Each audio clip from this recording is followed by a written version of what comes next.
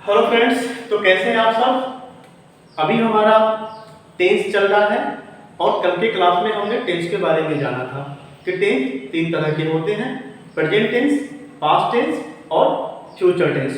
वर्तमान काल, भूतकाल और भविष्य काल।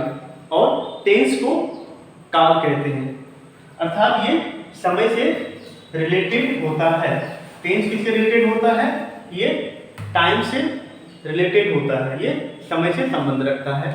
और कल हमने पढ़ा था प्रेजेंट इंडेफिनिट टेंस के बारे में, जो प्रेजेंट टेंस का एक काइंड है। हमने पढ़ा था प्रेजेंट इंडेफिनिट टेंस या प्रेजेंट सिंपल टेंस या सिंपल प्रेजेंट टेंस, तीनों एक ही टेंस का नाम है। तो चलिए सिंपल प्रेजेंट टेंस में जो हमने पढ़ा था, आज हम उसको पहले एक रिवीजन ले लेते हैं, फिर आगे बढ़ेंगे। Simple, SIMPL, simple present, PRESENT, present tense, TENS tense.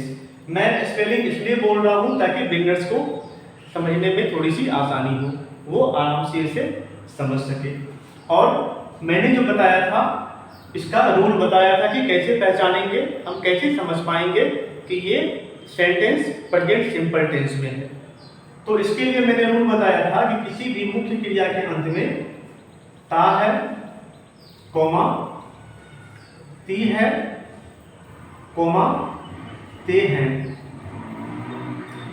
जब किसी भी वाक्य का अंत ता है, ते है और ती है से है होता है, तो हम समझेंगे कि यह वाक्य किसमें है? सिंपल प्रेजेंट टेंस में है।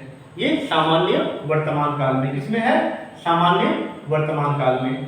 और इसका जो मैंने स्ट्रक्चर बताया था, जो मैंने इसका सूत्र बताया था बनाने का, वो बताया था मैंने सब्जेक्ट प्लस वर्ब का पहला रूप या वर्ब का पांचवा form, the first form of verb और the second form of verb plus object. Plus क्या होता है? ऑब्जेक्ट। ये जो सूत्र है, ये जो स्ट्रक्चर है, इसी पर आधारित हम किसी भी सेंटेंस को जो प्रेजेंट सिंपल टेंस से बिलोंग करता हो, हम इसे इजीली बना सकते हैं। तो चलिए इस सूत्र पर आधारित हम कुछ ट्रांसलेशन देखते हैं, कुछ अनुवाद देखते हैं। और हाँ, मैंने बताया था इसके लिए एक गोल्डन रूल होता है। इसके लिए जो गोल्डन रूल होता है वो क्या होता है कि इसमें ईच, एम और आर का इस्तेमाल नहीं होता है। हम इसमें ईच, एम और आर का इस्तेमाल कदापि नहीं करेंगे, ठीक है। और दूसरी बात कि third person singular number, he, she, it और कोई भी नाम, जैसे जॉन, ठीक है, टॉम, ये किसी भी जो कोई भी जो नाम होता है ना, हम इसके साथ कभी भी क्या करते हैं? वर्ब के पांचवें रूप का इस्तेमाल करते हैं। वर्ब का जो ये फिफ्थ फॉर्म है, हम लोग उसका यूज करते हैं। इसके एक्सेप्ट, इसके अलावा जो भी सब्जेक्ट होते हैं, सपोज आपका हो गया यू, फिर हो गया आई, वी, दे, इन सभी के साथ वर्ब के पहले रूप का हम लोग यूज करते हैं। तो चलिए अब चलते हैं हम लोग डायरेक्ट ट्रांसलेशन पर। हम इनके अनुवाद को जानेंगे, समझेंगे कि प्रेजेंट सिंपल टेंस में जब हिंदी में कोई भी ट्रांसलेशन हो, हिंदी में कोई भी सेंटेंस लिखा हुआ हो, तो उसका हम लोग इंग्लिश में अनुवाद कैसे करते हैं, ट्रांसलेट कैसे करते हैं, ट्रांसलेशन कैसे करते हैं। तो चलिए कुछ एग्जांपल्स लेते हैं। जैसे मैं घर जाता हूं, या सिंपल पहले लेते हैं मैं जाता हूं, ताकि आप लोगों को बनाने में आसानी हो। मैं जाता हूं। यदि आप लोगों में से कोई जानते हैं और थोड़ा सा आप लोग यदि बिगिनर से थोड़ा अलग स्टेप में हो, और यदि आप नेक्स्ट लेवल में हो, थोड़ी सी नॉलेज आपको हो, तो आप लोग कमेंट बॉक्स में बनाते चलिए। मैं जाता हूं, तुम खाते हो, श्याम पढ़ता है, मोहन हंसता है, मोहन हंसता है, राम गाता है। मैंने इसमें जो V1 फॉर्म होगा उसका भी यूज करेंगे और जो V5 फॉर्म होगा वर्ब का उसका भी यूज करेंगे। मैं आपको आने वाले क्लास में बताऊंगा कि वर्ब का फर्स्ट फॉर्म क्या होता है, सेकंड फॉर्म क्या होता है, थर्ड फॉर्म क्या होता है, फोर्थ फॉर्म क्या होता है और फिफ्थ फॉर्म क्या होता है। ये मैं आपको आने वाले क्लास में बताऊंगा। तो आप बने रहें स्किल IQ हिंदी के साथ, जैसा कि ये हमारा चैनल है, ये आपका चैनल है। और जितने भी जो बिगिनर्स हैं जो इंग्लिश को जानना चाहते हैं ग्रामर से लेकर स्पोकन इंग्लिश तक, आप चैनल को सब्सक्राइब करें, लाइक करें, कमेंट करें। परेशानी कहाँ पर होती है आप इसे बताने का प्रयास करें। जैसे मैं जाता हूँ, मैंने बताया था मैं के लिए क्या होता है आई का मतलब क्या होता है मैं। और जैसा मैंने बताया था कि इसमें इज एम आर का यूज नहीं करते हैं, सिंपल होगा मैं जाता हूँ और जाना का होता है क्या गो, तो सिंपल होगा आई गो, मैं जाता हूँ। तुम खाते हो, तुम के लिए क्या होता है यू, और खाना का होता है इट, EAT इट। तुम खाते हो यू इट, सिंपल। यहाँ श्याम पढ़ता है, श्याम एक नाम है और मैंने बताया था कि नाम के साथ V5 वर्ब का पांचवा रूप का यूज करते हैं। श्याम श्याम पढ़ता है, क्या होगा Shyam reads, READS reads.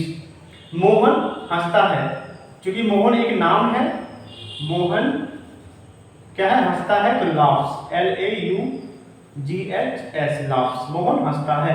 Ram गाता है, तो राम एक नाम है, तो मैंने बताया था कि राम के साथ हमेशा हम लोग वर्ब के पांचवें रूप का यूज करेंगे। राम सिंग्स, गाना का क्या होता है सिंग, और क्योंकि यहाँ पे राम है, राम एक नाम है, तो यहाँ पे हम लोग वर्ब के पांचवें रूप का यूज करेंगे, दैट विल बी सिंग्स।